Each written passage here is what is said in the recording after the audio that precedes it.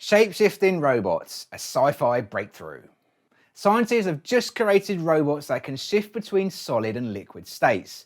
No, not for a Terminator sequel, but for real-world applications. These tiny dish-shaped robots use magnets, motors and light sensors to assemble real shape and even self-heal.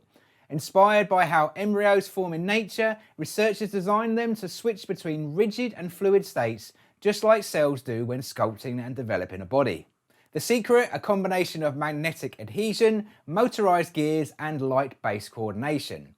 This allows a robot to hold a shape when needed but also flow and reconfigure when required. Imagine materials that can change form on demand, bridges that can repair themselves, tools that reshape the different tasks and even furniture to adapt to your needs.